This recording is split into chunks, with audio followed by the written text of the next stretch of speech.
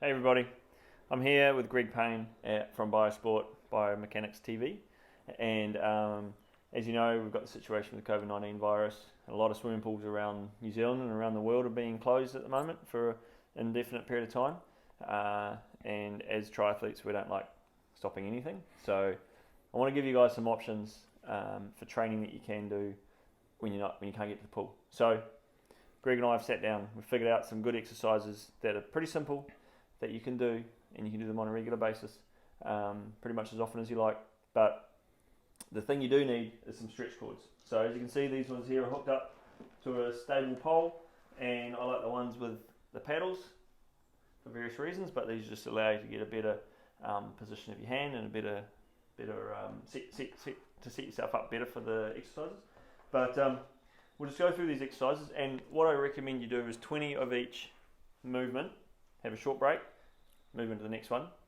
For all, how many got? 5 or 6? 6. All 6? And they are progressive. Progressive. So it is good to rest between. Yeah, and then give yourself a bit of a break, and then maybe go through that set 4, 5, 6 times, however long you want to do. But not to the point that you're absolutely fatigued, but just to the point that you feel like those muscles have received the activity that you need and sort of simulated your swim session. Can I talk now? Please. The thing with these exercises is that, particularly for the first set, make sure you start really slowly, because I'm going to give Rob specific cues on how to catch and how to get his obliques working. So don't just rush into it and just think about getting your patterning accurate versus just rip shit and bust. Can I say that? Yep. Okay. You just have. I have. Have you finished talking? Yeah, I finished talking. Okay, cool. Yeah, please go. So we'll set ourselves up for the first exercise, and I like to have it a little bit higher, around about shoulder height, but maybe a little bit higher than that. You don't want to have it too low, you don't want to have it too high at the roof. So position the hand, and the first exercise we'll do is, do you want to explain it? So the progression we're going to start off with is actually how to catch, like the very, very first part of the phase is how to actually, where you should get your recruitment from. So where everyone gets paddles wrong is this. So we need you to start, because you don't swim that way, so we need you to start with your spine neutral, which basically means feel like you're sticking your butt out. So Rob can lean forward a little bit, and from here, as he goes into his catch position, the first thing that you should do when you catch is engage through your lats. So he gently draws down here. Now, as he goes into his initiation, he's only going to do a very small movement to there. We want these guys, the lats, to stay on the whole time. And what we don't want to see happen is, Nikki, just come over here so we can see. So catch, Rob, is we don't want the shoulders to go up around your ears. So catch again and go and elevate. Like that. We don't want that. So lats down. Just a small controlled movement. Target muscle is your lats. Okay, so 20 of those. Simple. The next one is a full stroke. So like it would be as if it was a butterfly stroke. So both arms are doing the full swim stroke, and you may want to take a step forward if there's a little bit too much resistance on your band, and we just basically, as Greg started out, set yourself up for that catch, and then just go the whole way. Stop, hands forward, stop. Back. Yes, thank you. And take your full stroke through and return, through and return, and it doesn't need to be fast, but it just needs to be smooth, and you can accelerate towards the end of it, at the back of the stroke. 20 of those. So again, as you start this, the first thing I would suggest for the first few, slow it right down. So go to the catch, Rob. Now go quarter pace, and make sure again you are aware of these guys, your lats, doing the principal drawing down. Again, we don't want to see those shoulders elevating up around your ears, and you want to feel as though your shoulder blades are gently funneling down and almost going towards the opposite hip. So as he catches on the left, it almost gets towards the right hip, and vice versa. We don't want the shoulders elevating up around the ears. Okay, so if we go into part 3, as we catch independently with each individual arm, your trunk rotation in the pool comes from your lats and your oblique sling. So as you catch, the pelvis twists around this way, and we can replicate this moderately well with the bungees.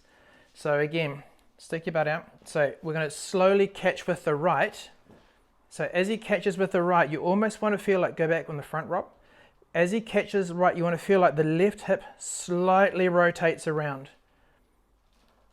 So again, so as he catches, the oblique slings are starting to come into play. Takes a little bit more coordination. Yeah, it's a little harder, but again, trying to feel your trunk involved and realizing that swimming is not just an arm sport is super important. And that's where you get your efficiency from. And I'll be looking at doing 40 of these, so 20 on each side.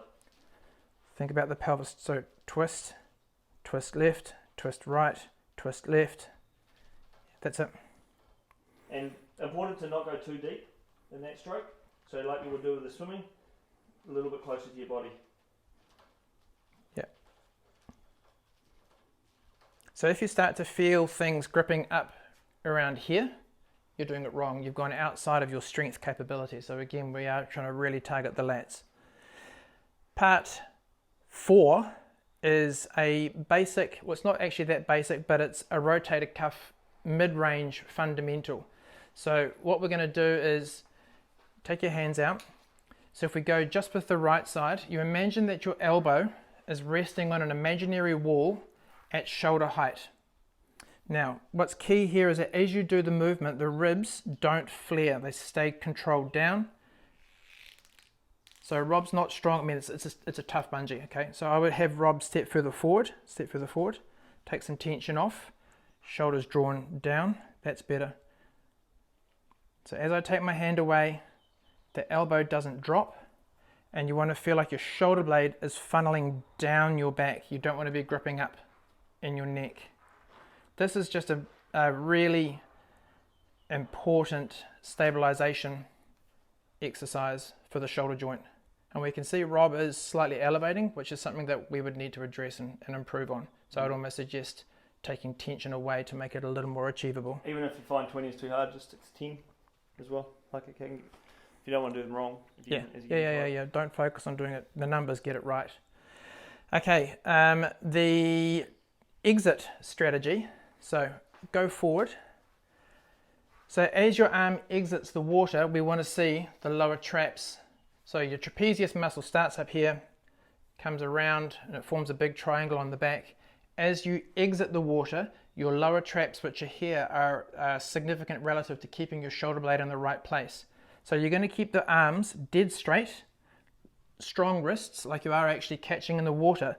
And as Rob brings his arms back to me, he's almost feeling like he's reaching his fingertips towards my toes. So we want the shoulder blades to be drawn down like that. So they form, so slow it down a little bit, they form a V. And the target is in through here. If you're feeling it up into your neck, there's too much load and you're not doing it correctly. So I'd take some tension away from the bungee. Now Rob's had a left shoulder injury, bike crash, and I can feel this side is delayed. So be a little more conscious, that's it, of the left side, that's better. So that's how to get some good strength through your exit. And again, I would suggest 10 to at most 20 of those. The final one that we're going to do is excellent for swimmers because what helps to hold you up in the pool so your pelvis doesn't drop is the way that your core abs work. Now, your core abs are aided by using your lats properly. Your lats help your core abs to fire. So Rob's going to lie down. Probably, lower that down a little bit. A little bit lower. Yeah, not too much lower. Probably go a third of the way down. I'll edit that bit out. We don't edit anything. Oh, not yet. Okay. We're not editing that part. One take wonders. One take wonder. So, if you're unsure as to what your core abs feel like working correctly, this is one of the best ways to feel it. If you just keep your arms straight and gently glide your both arms down halfway, hold there. That tension you feel there is your core abs firing because the lats inspire the core abs to fire. It's part of the muscular slings. So arms come back up. Bring your legs up into tabletop. If you're particularly weak in your core abs and you know your pelvis drops a lot, I would go both arms down and single leg out. Go one leg, Rob. That's it, and back up. And then alternate sides. If you feel as though you've got good core stability, you can go both arms down and both legs out and making sure the shoulders draw down, not coming up around your ears. So this is again just training your core abs and your lats to work together. There should be no loading in your lower back. At most 20. This is more complex than it looks. Feels good. Solid. So, like Greg said, it's progressive. It's not meant to be hard, but you're just learning good techniques, and it's satisfying the needs that you're not able to satisfy not being able to get to the pool. Yeah, it just means that when you get back in the pool, you're actually going to be stable. Yeah, and you should probably continue these exercises anyway. Yeah. Thank you, Greg. Thank you, Rob. That's right. I'm sure we'll be back soon. There'll be more to come. Yeah, thank you.